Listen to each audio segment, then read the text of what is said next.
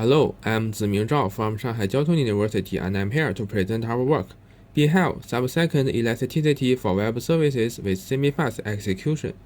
Real-world web applications face dynamic workloads with unpredictable request burst, which can significantly slow down response times and cause unavailable service, even for popular websites like Amazon or PayPal. The dynamic workload demands existing web applications to handle request bursts in a rapid and cost-efficient way. There are two existing solutions. The first is reserving computation resources in advance. Later, we can use the reserved resource to handle request burst. However, we have to pay for the idle reserved resources and therefore results in a high cost. The second is on-demand scheduling. That is, we obtain new computation resources when request bursts occur. However, this solution suffers slow response to request bursts, since generating new computation resources takes extra time. Fortunately, a new cloud computing paradigm called service computing or function as a service has emerged. We refer to it as FaaS. With FaaS, developers write fine-grained functions and submit them to FaaS platform. The platform invokes functions on demand and builds developers based on the actual resource usage and execution time in a fine granularity. FaaS frees developers from the burden of server management and provides benefits such as rapid auto-scheduling and a pay-as-you-go billing model. The benefits of FaaS makes it an ideal choice for handling request bursts. First, FaaS can rapidly provide additional computation resources on demand, allowing it to meet the rapid scheduling demand. Secondly, FaaS is configured and built in a fine granularity, which helps to reduce costs. We compare the FaaS with other scheduling solutions, including reserved instance in advance and on-demand scheduling with virtual machine or containers.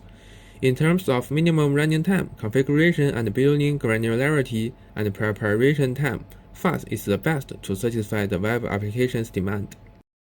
However, it is difficult to run existing web applications with FaaS functions. We have tried various solutions and found them unsatisfying. The first method we attempted was running web applications directly in FaaS functions.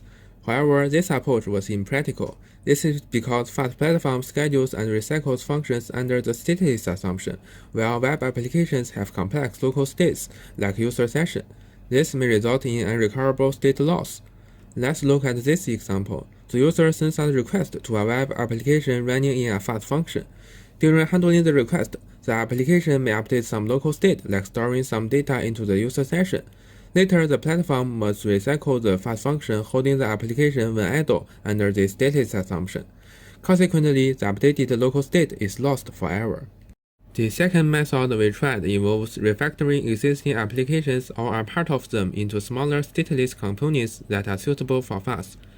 Manually refactoring the code is a complex task. Most of the code belongs to framework like Spring, and they are tightly coupled with the application. Therefore, we have to manually refactor both the application and the complex frameworks. Static analysis could be applied to simplify the process. However, this is challenging since Java is a highly dynamic language, especially in the web application case.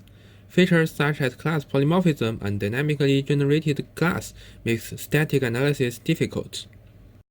So here comes our solution, the offloading-based semi-fast execution model. Our approach combines the execution model of monolithic and fast together. We still maintain the original web application to handle user requests and manage application states, and we offload time-consuming code snippets to FaaS at runtime. Our solution is guided by three principles. Firstly, we only extract and offload a part of the application to FaaS, while keeping the state at the server to address the state problem in direct execution. Secondly, we automatically slice the code to FaaS, eliminating the need for manual rewriting. Lastly, our approach uses dynamic profiling information to analyze the application at runtime and handles the problem of static analysis. Now we will introduce the semi-fast execution process. At the beginning, when server detects an overload caused by a request burst, it triggers a function in the FaaS platform. Later, it begins the calculation of an initial closure. The initial closure is generated by selecting time-consuming methods and traversing all accessible code and data based on runtime profiling. Note, some code or data might be missing due to the complexity of web application.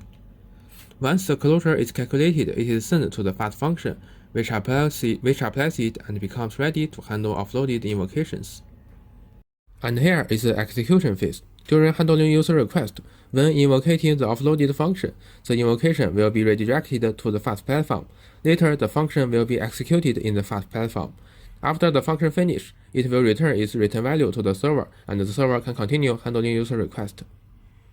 With the time-consuming path of the burst requests all offloaded to FaaS platform, the request burst is handled and the server accesses the overloaded state.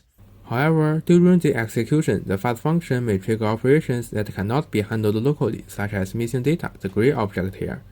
In such case, the FaaS platform sends a fallback request to the server. The server handles the request, for example, copying the missing data, and then sends the fallback result back to the FaaS function. After receiving the fallback result, the FaaS function continues its execution, and finally returns a value to the server. This is the fallback-based offloaded semi-FaaS execution. However, fallback will slow down the offloaded execution, so we have analyzed the overhead of fallbacks and come up with optimizations for each type. Firstly, we eliminate fallbacks caused by native invocation. Native invocations means calling native code written with C or C++ from Java. Web application relies on native invocation to perform actions like acceleration. Unfortunately, native invocation cannot be offloaded, since they may use hidden native state like JVM internal state or OS-related state, where our semi-FaaS can only capture and send Java objects. Therefore, we come up with a new interface called Packageable. The interface looks like this. It has two methods defining how can we pack the hidden native states into Java objects, and how can we extract those states from Java objects.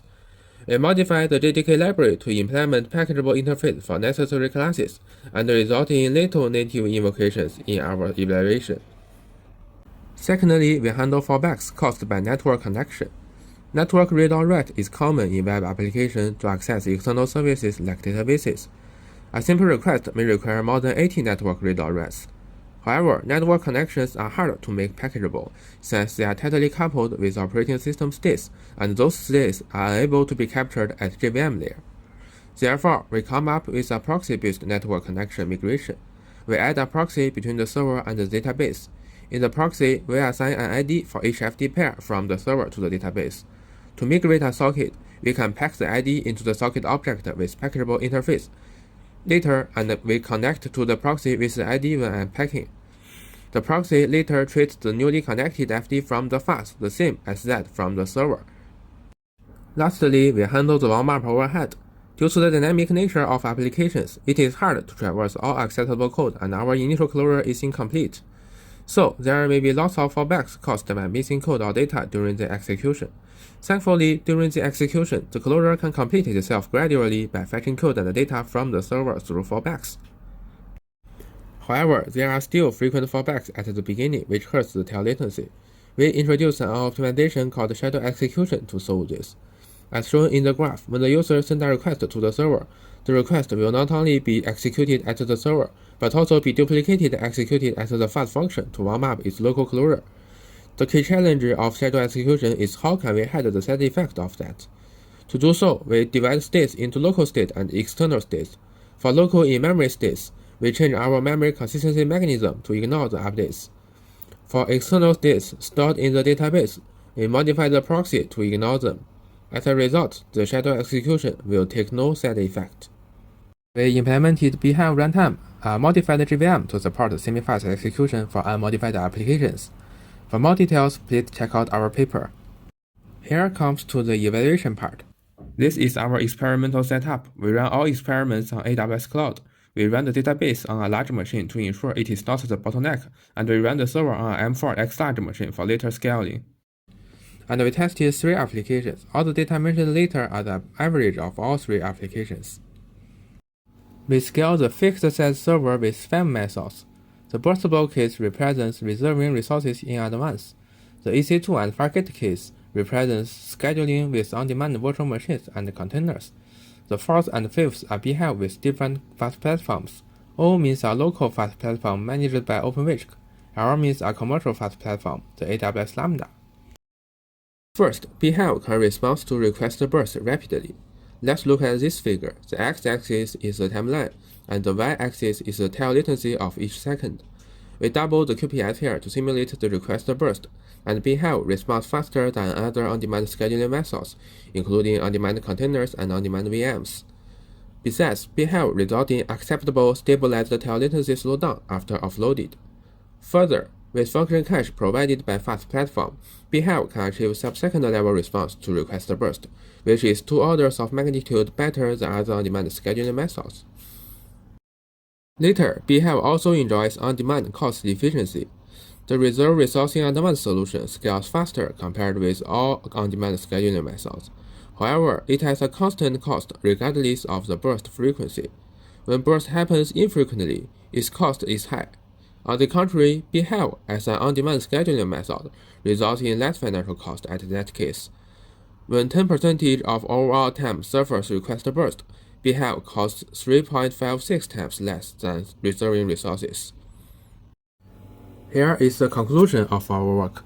The benefits of FaaS makes it suitable to handle request burst for web application. However, it is challenging to do so. Therefore, we come up with the Semi-FaaS execution model, which is an automatic fallback-based computation offload mechanism. We further leverage 3 optimizations for better performance. And we implemented the BeeHive runtime to support Semi-FaaS execution. With BeeHive, application can react to request burst faster compared with other on-demand solutions, and achieve lower cost compared with reserving resource in advance. That's all of our work. Thanks.